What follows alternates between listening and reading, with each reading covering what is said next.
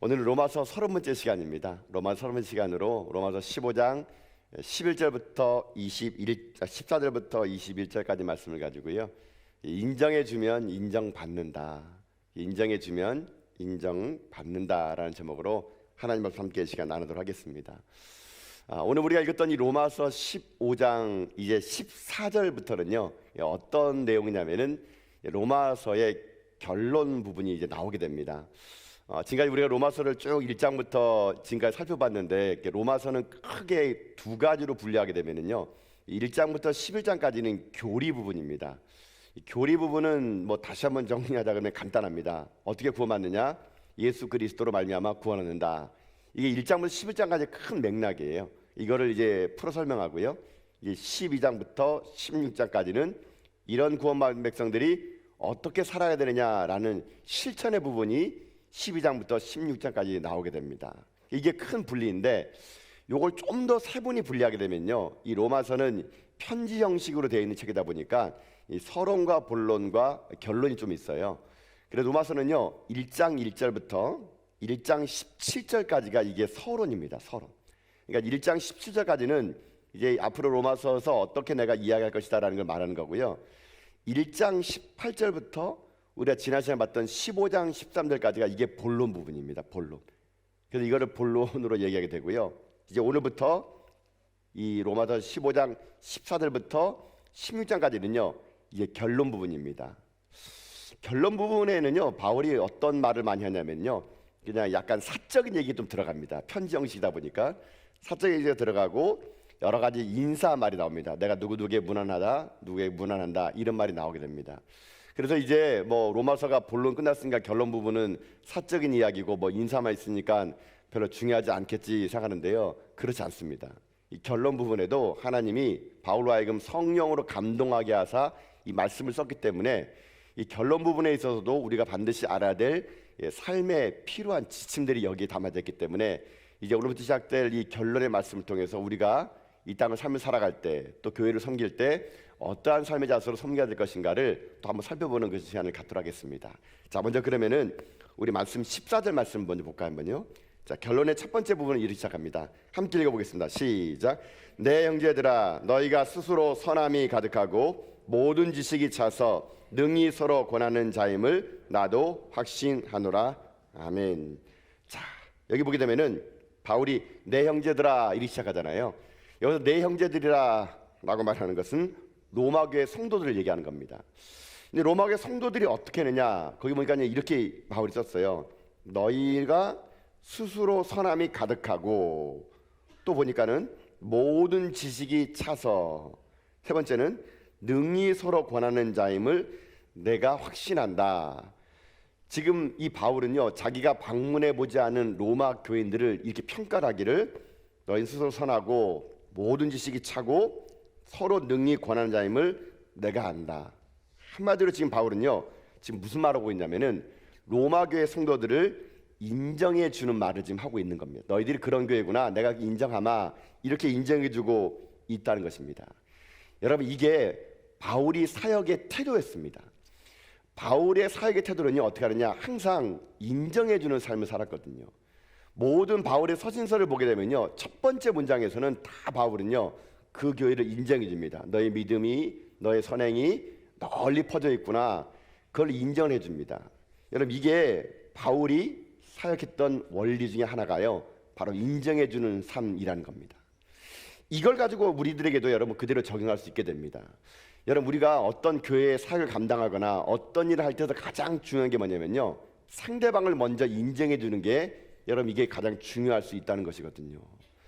내가 상대방을 인정해 주면요 상대방도 나를 인정해 주게 되고, 내가 하는 말을 그 사람이 들어줄 수 있기 때문에 내가 누구를 인정해 주는 것은 상당히 큰 사역하는 데 있어서, 또 우리가 교회를 섬기는 데 있어서 가장 중요한 덕목이 될 수 있다는 것입니다. 뭐 여러분도 개인적으로 여러분의 삶으로 적용하면 그렇지 않습니까? 여러분도 누구의 말을 더 들으려고 그럽니까? 여러분을 인정해 주는 사람 말을 더 들으려고 하지 않습니까? 여러분을 무시하는 사람들의 말을 여러분도 들으려고 하지 않겠죠. 나의 인격을 존중해주고 나를 인정해준 사람에게 말을 한마디로 들으려는 것이 사람의 본심이라는 겁니다. 여러분 이런 맥락에서 여러분 이제 새학기가 시작되면은 뭐 교회도 마찬가지겠죠. 주일학기 시작됐는데 여러분 주일학기가 시작됐을 때 처음 반을 맡은 교사들이요 가장 먼저 해야 될 게 뭐냐면은 아이들을 인정해 주는 겁니다. 아이들을 인정해 주고 그 아이들을 존중해 주면은요 여러분 교회 학교 아이들이요 선생님 말을 듣게 됩니다. 근데 그렇게 하지 않고 인정도 안 해줬는데 처음부터 아이들이 와가지고 여러분의 마음을 열고요 선생님 말씀하옵시옵소서 주의 종이 듣겠나이다 뭐 이런 아이가 있다면은 이런 아이들은 전문적인 용어로 또라이라 그럽니다. 예. 이런 아이는 없습니다 여러분요. 이런 아이는 있지 않아요. 여러분 누구나 자기를 인정해 줄 때 마음이 열리는 것이지 무시하고 상대방에 대해서 내가 인정하지 못하는 사람에게는요 말이 들리지 않는다는 겁니다. 그래서 여러분도 누군가에게 영향력을 주고 싶습니까? 여러분이 사역하는 것이 누군가에게 힘이 줄 수 있다면요 여러분이 가장 먼저 하는 것은 뭐냐면 상대방을 인정해 주는 겁니다. 그의 잘 되는 것, 그가 좋게 행동하는 것, 그의 모든 면모를요 내가 인정해 주면 결국 그것이요 내 삶 가운데 사역의 열매로 나타날 수가 있을 수 있다는 것이거든요. 사람은요 누구나 인정받고 싶어합니다. 여기 오늘 시어머니도 계시다면은 며느리를 꼭 잘 인정해 주길 바라겠습니다. 우리 며느리는 어떻게 내 말을 그렇게 안 들으냐 이렇게 말하지 마시고요. 여러분이 먼저 며느리를 인정해 주면은요 여러분 며느리들 충성을 다해 봉사할 겁니다 여러분요. 여러분들이 여러분 며느리를요 정말 인정해 주세요. 아이고 우리 며느리는 어떻게 이렇게 하느님마다 잘하나 못하더라도 이 말 하는 겁니다. 네, 못하더라도. 그러면 자꾸 인정해 주게 되면은 그 인정을 받은 며느리는요 여러분의 말을 여러분 잘 듣습니다. 근데 꼭 며느리 앞에서 큰 며느리라고 작은 며느리를 무시하고 누구는 그런데 누구는 그런다 그러면은요 평생 왼수됩니다 여러분요. 시어머니만 얘기하니까 며느리도 기분 좋아하는데 며느리도 마찬가지입니다 여러분요. 며느리도 시어머니를 무시하면 안 됩니다. 여러분 자기가 며느리가 좀 더 많이 안다고 아이고 내가 더 많이 배웠다고 여러분 시어머니 앞에서 이건 이렇게 하는 거예요 저렇게 하는 거예요 이렇게 하게 되면요 시어머니를 무시하면은 절대 시어머니 인정 못 받습니다. 시어머니가 혹 그게 실수하더라도요 모른 척하면서 물어보는 거죠. 그리고 며느리들은요 시어머니가 뭐 하나 가르쳐 주면은 너무 놀래게 500씩 하는데 어머 놀라워라 막 이렇게 하는 겁니다. 그러면은 그 시어머니 앞에서 여러분 그렇게 해주면요 시어머니가 얼마나 좋아하는지 모릅니다. 그래 며느리도 인정받는 인생이 될 수 있는 겁니다. 여러분 이게 중요한 거죠. 바울은요 자기 인생의 삶에 있어서 로마 교인 성도를 인정할 때 그냥 인정 안 합니다. 아까 말씀 보니까 말로 했습니다. 말로. 여러분 그런 것 같아요. 누군가를 인정해 줄 때 있어서는 마음만 있으면 되는 게 아니고요 바울처럼 내가 너희 선함이 가득하고 모든 지식이 차고 능히 권하는 것을 내가 알았다 말로 그를 인정해 줄 때 그 말로 힘에 의해 가지고 상대방과의 교통이 서로 이루어질 수 있을 수 있게 되는 거거든요. 여러분 잊지 마십시오. 모든 사역함에 있어서 가장 중요한 기본 원리는요 상대방을 인정해 준다는 겁니다. 여러분 그래서 날마다 교회를 섬겨 나갈 때마다 서로 다른 부서에서 누구를 만나고 새로운 사람 만날 때마다 날마다 그의 장점을 잘 보시고요 그걸 인정해 주는 가운데 여러분의 삶이 이 땅 가운데 많은 사람을 살려낼 수 있는 바울 같은 믿음의 종들 될 수 있기를 여러분 주님의 이름으로 축복드립니다. 여러분 이런 원리를 살아갈 때 여러분 또 하나 그 원리가 있는 게 뭐냐면요 목회자도 마찬가지 같아요. 저 같은 경우도 여러분 목회할 때 있어서 성도를 인정해 주는 것만큼 중요한 게 뭐냐면요 때로는 여러분도 저에 대해서 인정할 필요가 있다는 겁니다. 이게 무슨 말이냐면요 여러분 제가 설교할 때 있어서 어떤 사람은 은혜 받는데 어떤 사람은 은혜 못 받는 사람이 분명히 있을 겁니다. 그게 누구냐면요 은혜 받는 사람은 저를 좋아하는 사람이고요 은혜 받지 못한 사람은 저를 잘 싫어하는 사람은 은혜 못 받습니다. 여러분 이게 무슨 말이냐면 우리의 삶에 있어서도요 여러분이 말씀을 들을 때 목사를 인정해 주면은요 여러분 목사의 말이 여러분 들리는 거 아십니까 여러분요? 여러분 이게 여러분에게 필요해요. 여러분이 혹시 저를 싫어한다면은요 기도하셔야 돼요. 하나님 우리 목사님 좀 좋아하게 해주세요. 여러분 이게 여러분이 살 길이에요. 여러분 뭐 저를 위해서 여러분 기도하라는 게 아니라 여러분이 저를 위해서 좋아해 줘야지만이 제가 말하는 말이 여러분에게 은혜가 들린다는 얘기예요. 그래야 여러분이 살 수 있는 길이 그렇다는 얘기거든요. 물론 저도 여러분에게 좋은 모습을 보여야 되겠죠. 제가 맨날 나쁜 모습 보이면서 저를 좋아하라 그러면 어떻게 하겠습니까? 저도 열심히 노력해야 되지만 성도들도요, 목사를 좋아해야 됩니다. 그래야 그 목사의 설교가 들리게 되고 그게 결국 자기 영혼을 살리는 거예요. 이건 여러분에게 하는 거고요. 저에게도 그렇게 누가 얘기하더라고요. 제가 이제 목회를 단독으로 나온다 그러니까 저에게 어떤 목사님이 이렇게 하더라고요. 이제 제가 이제 뭐 단독 담임 목사 나가니까 하는 말이 그겁니다. 최 목사, 가서 절대 성도라 싸우지 마, 이 말더라고요. 제가 뭐 싸울 일 있겠습니까? 제가 어디 가면 뭐 싸울 일 있겠습니까? 했더니 그게 싸우지 말라는 이유를 설명하더라고요. 싸우면 그때부터 그 성도는요, 영혼이 죽어간다는 얘기예요. 죽어간다는 얘기. 이게 무슨 말이냐면요, 이럴 수 있겠죠. 제가 목회하다 보면은 성도들하고 트러블이 있겠죠. 제가 볼 때는 이게 분명히 맞는데, 분명히 빨간색을 칠하는 게 맞는데 어떤 분은 파란색을 칠하는 게 맞다는 얘기예요. 그래 여러분, 제가 빨간색 칠해야 됩니다, 막 이분하고 싸워가지고 이겨가지고 빨간색을 칠했어요. 그러면 이 파란색을 주장한 사람은 그때부터 제 설교가 들릴까요? 여러분, 안 들립니다, 여러분요. 아이고, 목사님은 자기 뜻대로 다 해. 너무 이기적이야. 이런 마음 듣는 분들이요, 설교 때 앉아가지고 듣겠습니까? 여러분, 안 들립니다. 제가 그때 결심한 게 했습니다. 내가 분명히 빨간색으로 하는 것이 이 교회를 이해하는 길이고 맞는 길이 하더라도 이 한 성도가 나와 싸워가지고 마음이 불편하여 말씀이 안 들린다면 빨간색을 포기하고서라도 파란색을 칠하려 해가지고 이 사람이 하나님의 말씀을 들릴 수 있다면은 저는 그것이 바로 목회라고 생각이 드는 거거든요. 여러분, 교회가 아무리 흥황하고 아무리 성장하고 아무리 여러분 교회가 잘 돼도요, 트러블이 있고 싸우는 사람이 많은 교회는요, 여러분 그건 진짜 부흥이 아니거든요. 저는 그래서 여러분과 싸울 생각이 없습니다. 저에게 시비 걸지 마시고요, 여러분 오손도손 잘 지내보면 좋을 것 같아요. 여러분요, 여러분 이게 뭐냐면 그래야 여러분이 사는 거예요. 여러분이 아무리 저에게 싸움 걸어보십시오, 저는요 맨날 질 겁니다. 물론 지면 저는 속상하겠죠. 이거 이래야 되는 건데 저래야 되는 건데. 근데 제 뜻을 굽히는 게 낫겠습니까? 여러분의 한 영혼을 살리는 게 낫겠습니까? 여러분을 살리는 게 100번 나은 거예요. 그게 목회거든요. 그래서 여러분, 성도하고 목사가 싸우면은요, 목사가 절대 이겨서는 안 돼요. 그러면 그 성도가 죽는 거거든요. 그 성도가 여러분 영혼이 죽는 거예요. 여러분, 싸운 성도가, 여러분 저기 앉아 칩시다. 그 목사님이요, 은혜로운 설교를 하면 할수록 그 성도는 더 상처받아요. 목사님이 은혜로운 말을 하면 할수록 그 사람은요, 목사님에서 더 마음에 미움이 생길 뿐이거든요. 여러분, 한 영혼을 다치게 하고 미우게 하고 그 사람 영혼을 상하게 하면서까지, 여러분 목사가 무엇을 그거 이루려고 그러겠습니까? 영혼을 살리라고 이곳에 온 목사가 성도와 싸워가지고 뭔 뜻을 이루고 그래 이것을 하는 거야, 아무리 그걸 한다 하더라도 성도가 죽어간다면은요, 그건 올바른 목회가 아니라고 생각이 들기 때문인 거죠.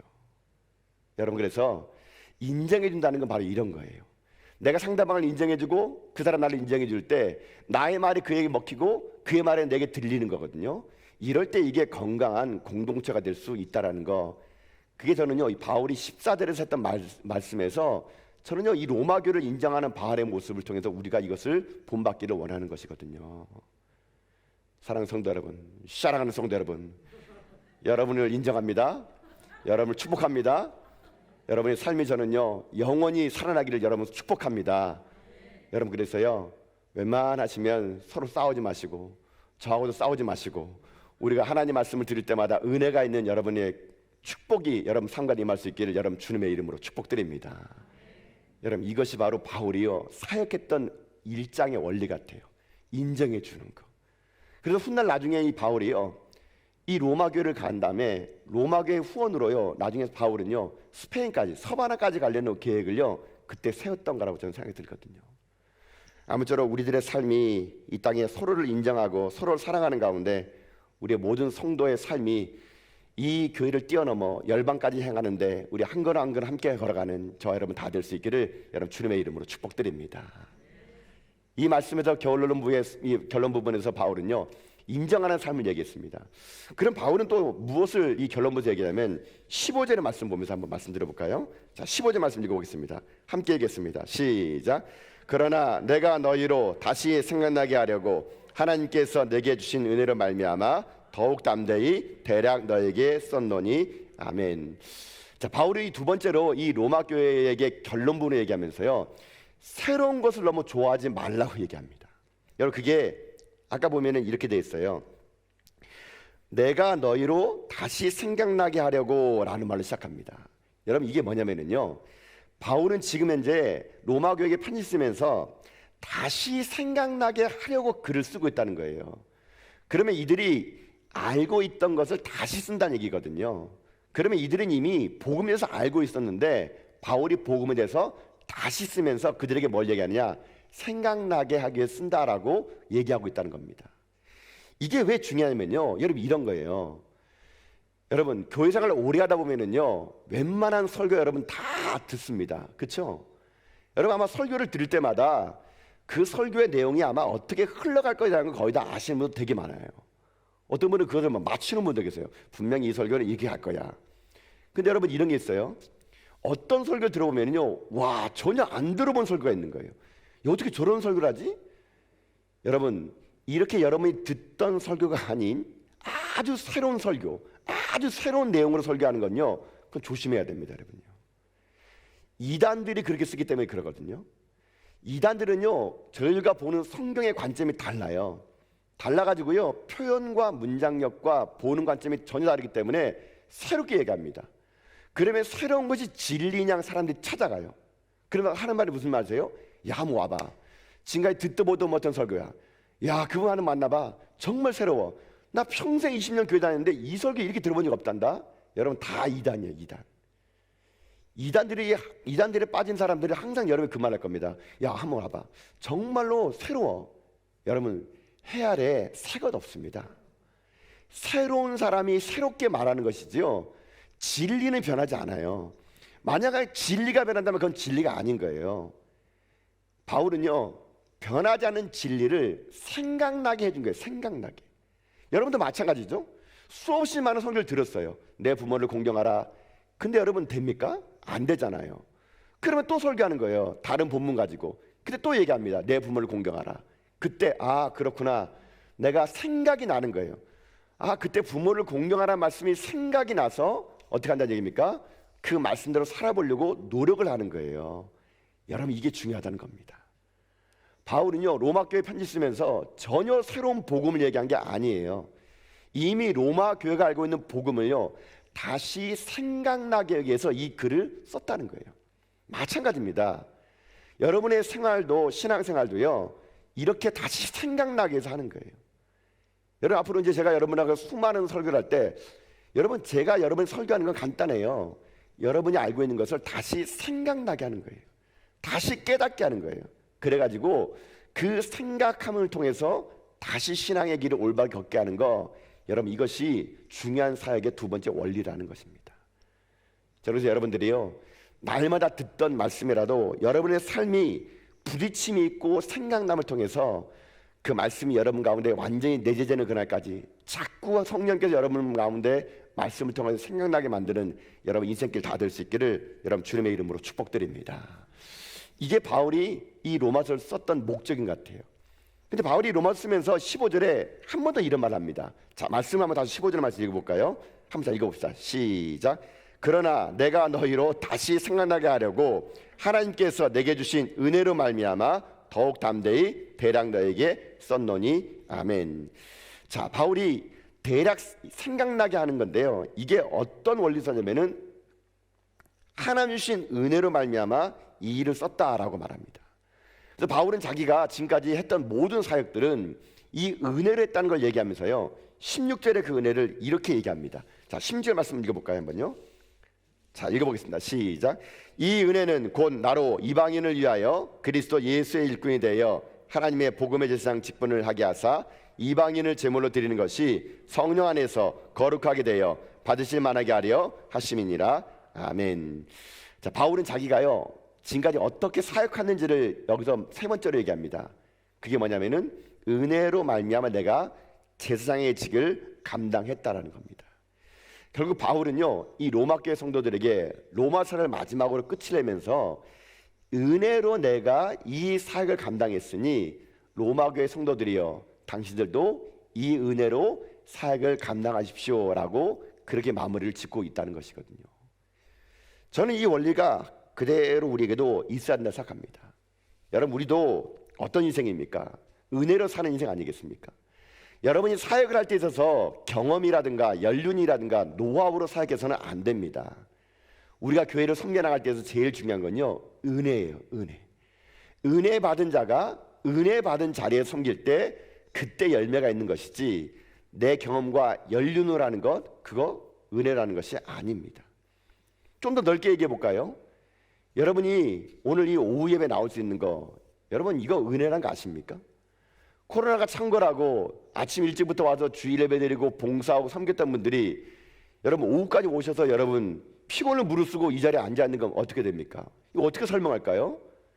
교회에서 밥도 안 주는데 집에 가서 밥 먹고 오는 거예요. 여러분 한 번 집에 가면 얼마나 기억이 쉽니까? 그런데 불구하고 여러분이 지금 나오셨잖아요. 이게 어떻게 설명할 수 있어요? 은혜예요, 은혜. 하나님의 은혜 주셨기 때문에 우리가 이 자리에 나온 것이에요. 하나님의 은혜 주셨기 때문에 매일 피곤해도 새벽 기도 드리는 거고, 하나님의 은혜 주셨기 때문에 내가 힘들어도 그 사역하는 거고, 하나님의 은혜 주셨기 때문에 말씀 묵상하며 사는 거고, 여러분의 은혜예요, 은혜. 저도 마찬가지예요. 제가요 2003년부터 교육전사로 사역을 시작했거든요. 그건 횟수로 따지면 제가 목회만 19년째 지금 하고 있거든요. 여러분 19년 동안 제가 어떻게 목회할 수 있겠습니까? 제 힘으로 할 수 있는 것 같습니까? 아니에요, 여러분요. 은혜예요, 은혜. 제가 은혜 아니고서는 이 자리에 설 수가 없는 걸 제가 너무 잘 알기 때문에요, 저는 날마다 은혜를 구하는 인생이 되는 거거든요. 여러분 이게 우리들의 사역의 방향이 돼야 된다는 것입니다. 우리의 삶이 날마다 이 땅을 삶을 살아갈 때 하나님의 그 은혜, 날마다 보여주는 하나님의 그 은혜, 여러분 그 은혜를 가지고요, 여러분 맡겨진 자리에서 충성히 섬겨나가면 여러분의 삶을 통해서 누군가가요 하나님의 은혜가 무엇인지를 발견할 수가 있게 된다는 것입니다. 사랑하는 성도 여러분, 바울은 이제 로마서의 마지막을 장식하면서 그의 사역의 가장 중요한 몇 가지를 오늘 우리들에게 전수해 주었습니다. 첫 번째 전수가 무엇입니까? 서로 인정해 주는 삶을 살라는 겁니다. 서로 상대방을 인정해 줄 때 그때 거기서부터 우리들의 선한 영향을 끼칠 수 있다는 것이죠. 두 번째는 무엇입니까? 새로운 게 없다는 거예요. 진리는 변하지 않는다는 겁니다.